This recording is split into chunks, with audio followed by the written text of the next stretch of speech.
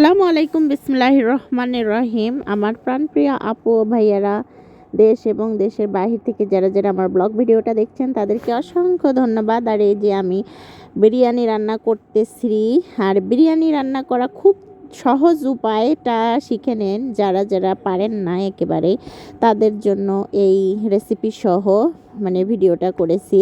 আমার মেয়ের জন্মদিন গিয়েছিল শুক্রবারে, তো শুক্রবারে আমি ভিডিও ছাড়ার সময় পাই নাই। আমার যেহেতু একটু কাজের চাপ থাকে, ছোট বাচ্চাটা অসুস্থ, এই কারণে। তো দেখেন, মাংসটা সুন্দর করে ম্যারিনেট করে এই তো প্রেশার কুকারে দিয়ে দিব, কারণ প্রেশার কুকারে দিলে তাড়াতাড়ি সেদ্ধ হবে আর মাংসটা রান্না করতেও সুবিধা হবে।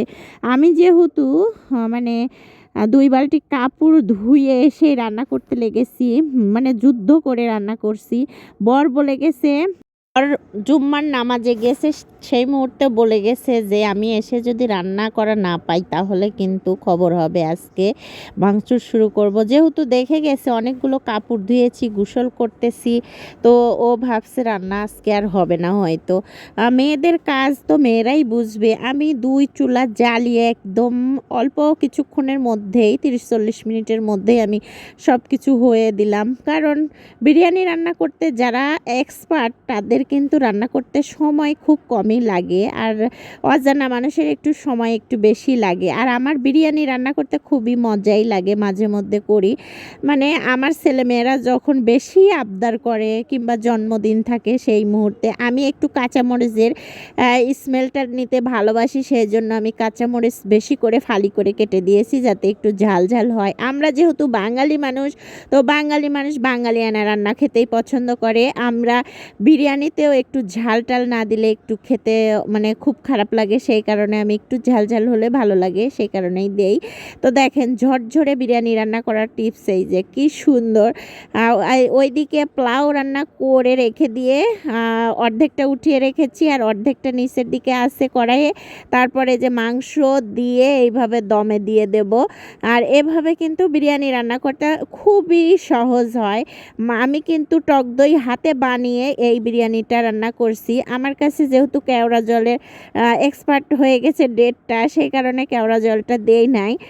তো এটা স্কিপ করেও খাইতে এত মজা হয়েছিল। আমি খেয়েছি, আমার বর খেয়েছি, আমরা 2 বেলাই খেয়েছি, রাতের বেলা আর দুপুরবেলা, অনেক মজা করে। বাচ্চারাও খেয়েছে বারবার নিয়ে নিয়ে, তো ওদেরও খুব ভালো লেগেছে। ওরা শুধু বলে মাঝে মধ্যে আমাদের বিরিয়ানি রান্না করে দিতে। আমার আবার সহজ হয়, পোলাও রান্না করে, মাংস রান্না করে ঝোল দিয়ে একটু খেতে মজা লাগে, সেই কারণে এইটা করা তেমন একটা হয় না, মাঝে মধ্যে করি বাচ্চারা যখন একেবারেই নাছোড় বান্দা হয়। আর এই যে এমন উপরে উঠে গেছে আর ঢাকনা চাপাই যাচ্ছে না, 2-3 আঙ্গুল উপরে উঠে গেছে, আর পরে ঢাকনা দেই নাই। সরাসরি আমি বাটিতে বেড়ে তারপরে পরিবেশন করেছি।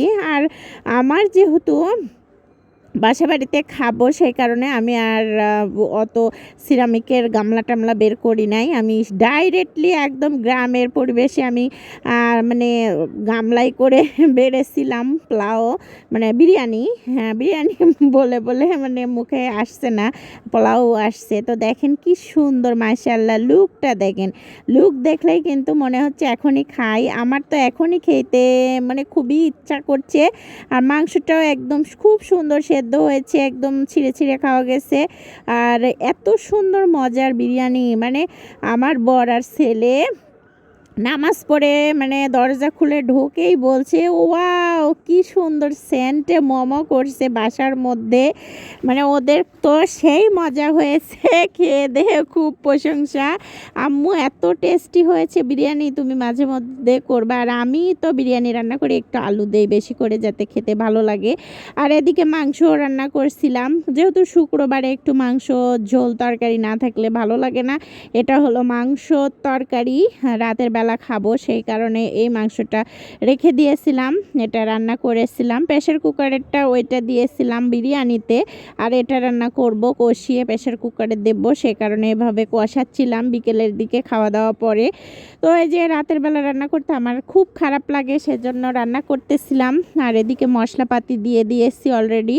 তারপরে লাস্ট পর্যায়ে হয়ে আসছে তরকারিটা। এত গরম পড়েছিল শুক্রবারটায়, এইভাবেই রান্না করতেছিলাম। ধন্যবাদ সবাইকে। খোদা হাফেজ, ধন্যবাদ।